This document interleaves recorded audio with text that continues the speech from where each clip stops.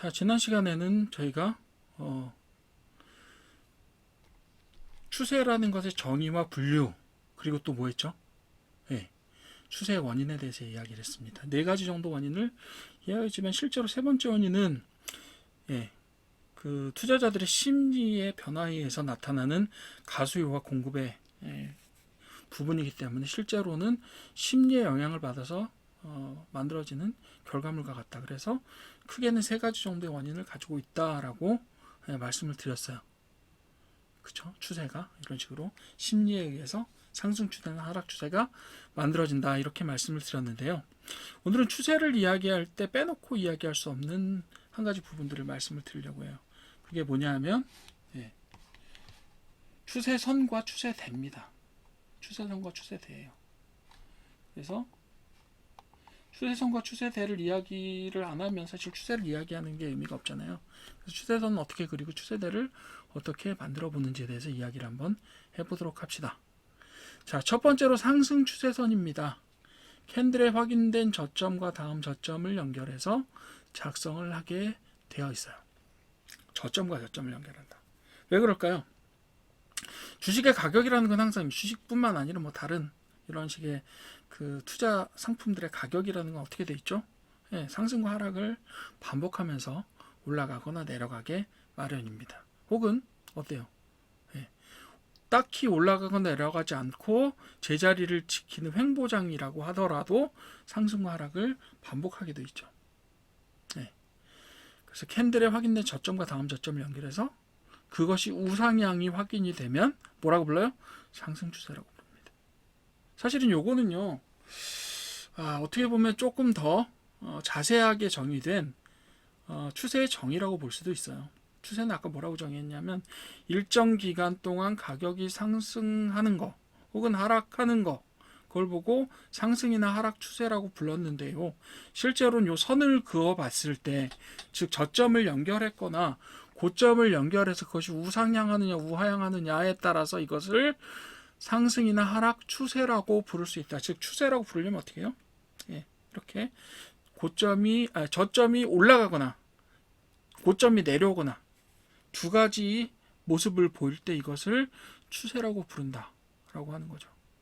자, 상승 추세일 때 저런 식으로 저점이 높아지는 현상들을 설명을 할 때 보통 뭐라고 설명을 하냐면 단기 저점이 왔을 때 매수 세력이 등장한다 라고 이야기해요. 그래서 매수와 매도세의 전환이 일어나면서 저점을 높여가는 형태로 만들어진다, 이렇게 말씀을 하죠. 하락 추세는 어때요? 반대로 단기 고점이 발생하면 거기에 매도세가 발생하고 좀 더 강한 매도세가 발생하면서 고점을 낮춰가게 된다, 이렇게 이야기하잖아요. 그죠? 사실 이게 정의와 관련된 이야기고, 저것을 추세라고 이야기할 때 어때요? 저점이나 고점이 낮아지는 어떤 현상을 보여야 된다, 이렇게 이야기하는 거죠. 그죠? 그러니까 원인을 따지지 않아도 저게 추세예요, 그냥. 이렇게 이야기하셔도 돼요. 추세의 원인에 대해서 딱히 뭔가 납득할 만한 설명을 해주시는 분들은 잘 없어요. 거의 없다고 봐요. 왜? 실제로 어떤 원인이 존재하지 않고 그냥 저런 현상이 일어나면 추세라고 부르기 때문에 그렇습니다. 그렇죠? 그러니까 어때요? 저런 모양이 일어나면 추세라고 부르는데 원인이 뭘까? 모르죠. 모르는 게 아니라 저걸 그 모양으로 정의했기 때문에 필요가 없는 거예요, 실제로는. 네, 그렇게 이해해 주시면 되고요. 뭐 굳이 발산하는 그림을 그려보거나 뭐 이렇게 해도 되는데, 예를 들면 이렇게 할 수도 있잖아요. 예를 들면 상승 추세를 그려볼게요. 어떻게? 고점을 높이지 않고 한번 그려볼게요. 자, 첫 번째 파동, 두 번째 파동, 세 번째 파동, 네 번째 파동. 저점은 어떻게 됐죠? 높아지지 않고 고점만 높아졌다고 칩시다. 자, 이거를 추세라고 볼 수 있어요. 보통 이건 발산이라고 부릅니다. 추세라고 부르지 않고 발산이라고 불러요. 그래서 이렇게 그릴 수 있지만 이걸 추세라고 부르기는 어려워요. 그래서 추세라는 것은 말이 정의가 원래 그렇게 돼 먹은 녀석입니다. 자, 그 다음에 볼게요. 자, 이렇게 저점을 높여가는 형태로 상승, 그리고 고점을 낮춰가는 형태로 하락이 이루어지고 난 다음에 두 번째로 뭘 해볼 수 있냐면, 일반적으로 어떻게 할 수 있냐면, 예, 그 모양이 띠 모양으로 만들어지는 보조선을 그릴 수가 있어요. 즉 주추세선과 부추세선이라는 형태로 선을 두 개 그어서 그 안에 보통 가격이 진동하면서 움직이는 모양을 가지게 됩니다. 거의 대부분 그래요. 단기적으로 발생하든 장기적으로 발생하는 추세대가 보통은 이루어집니다. 그래서 추세대는 정의를 어떻게 하느냐, 고점끼리인 추세선과 저점끼리인 추세선이 평행하게 그려질 때 이걸 추세대라고 부릅니다. 뭐 정의는 그렇게 했지만 어쨌든 간에 여러분들 그냥 그리시면 돼요. 그릴 수 있어요. 다 이런 식으로 그 대를 그릴 수가 있습니다. 상승 추세 저점을 연결한 선과 하락 추세 고점을 연결한 선을 뭐라고 불러요? 주 추세선이라고 부르죠. 아까 우리가 추세선을 정의할 때 그렇게 이야기했었죠. 그리고 두 번째로 상승 추세 고점이나 하락 추세 저점을 연결한 선을 부추세선이라고 부릅니다. 그래서 그 둘 사이에 띠를 보고 추세대라고 부릅니다. 영어로는 채널이나 터널이라고 부르는데요. 네, 채널 무슨 뜻일까요? 원래 TV 채널 혹은 뭐 커뮤니케이션 채널 이렇게 얘기할 때 채널이라고 보통 부르죠. 근데 원래는 무슨 뜻이었을까요? 채널은 원래는 해협이란 뜻이에요. 해협. 육지 사이로 좁은 바다가 이어져 있는 그걸 보고 채널이라고 부릅니다. 네. 그리고 터널이라고도 불러요. 터널. 굴이죠, 굴. 근데 채널이라고 예전에 많이 불렀었는데 왜냐하면 영어가 원래 해양민족인 영국 사람들이 만들어낸 언어잖아요. 쓰는 언어잖아요. 그렇다 보니까 해양 용어들이 많이 이렇게 들어와서 일상적인 용어들이 되는 경우들이 많아요. 그래서 채널이라고 주로 불렀습니다. 이걸 보고 상승 추세대, 하락 추세대 이렇게 해서 그림을 그려서 여러분들이 어느 정도 진동의 예측을 하실 수가 있게 되는 거죠. 그 다음에 뭐 추세 이탈 이런 부분들을 말씀을 하시는데 추세 이탈은요 실제로는 뭐 사용을 하실 수는 있어요. 그런 거. 근데 추세 이탈이요 어떤 걸 보고 추세 이탈이라고 부르는지조차도 정의가 쉽지가 않아요. 네. 왜요? 어느 정도 이탈해야 되죠? 왜냐하면 진폭 자체가 일정하지 않거든요. 그래서 이걸 이탈이라고 불러야 되느냐, 그리고 이탈하는 순간에 바로 뛰어 올라가거나 바로 폭락하거나 이런 경우도 많이 발생하지만 가다가 이거 분명히 이탈인데 라고 하는데 다시 돌아오는 경우도 있어요. 그걸 예측을 할 수가 없는 거죠. 그래서 이탈은 사실은 저는 그렇게 중요하게 생각하지는 않아요. 이탈이라고 부를 수 있을 때는 언제요? 추세선이 한참 뒤로 사후로 흘러갔을 때야 이때가 이탈점이었구나 라고 이야기할 수 있지, 지금 약간 벗어났다고 해서 그걸 이탈하는 거냐 아니면 이탈하지 않고 약간 벗어났다 다시 돌아올 거냐를 예측할 수 있는 사람이 없습니다.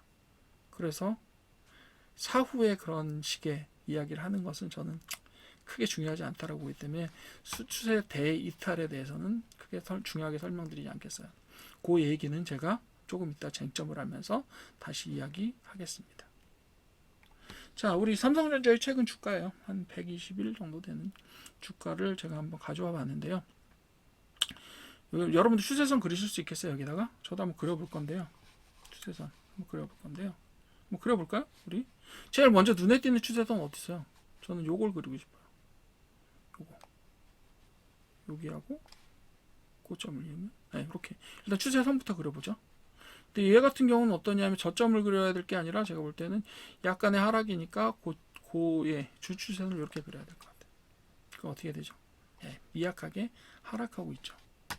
상승은 어떻게 그려볼까요? 저점을 이어볼게요. 이렇게 한번 이어볼까요?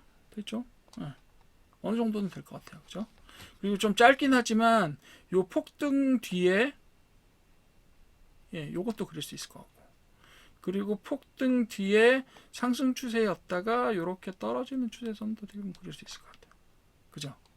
그리고 나서 여기다 보조적으로 뭐 그릴 수 있겠죠. 이렇게 고점과 고점을 이어서 요 추세, 그 다음에 그렇죠. 요거는 사실은 추세선이 이렇게 그을 수도 있지만 이렇게 이 선과 그을 수도 있죠. 이건 약간 추세를 벗어났다가 다시 돌아온 것이라고 볼 수도 있겠고, 그죠? 그리고 뭐 여기도 그릴 수 있겠죠. 이렇게 그려보고 후추세선도 한번 그려보고, 이렇게 되면 어느 정도 추세선과 추세대를 그리실 수가 있어요. 근데 사후가 되면요, 여러분 누구라도 그리실 수 있어요. 이런 추세라는 것들은 누구라도 그리실 수 있기 때문에 어려운 게 아니잖아요. 그죠? 어떻게 해요? 그런데 어떻다? 네, 예측하기 어려운 거죠. 예측은 어려워요. 추세를 보고 사전에 사후에 추세가 저렇게 되었구나라고 이야기할 수 있어도 여기 추세에서 여기서 갑자기 튀어 올라갈 수 있다? 몰라요. 그건 쟁점 때 다시 한번 말씀드리도록 하겠습니다. 이렇게 추세선 그릴 수 있어요. 그런데요, 여러분들 추세선 그리실 때 어떻게 그릴 수 있어요? 종가로 그리실 수도 있죠.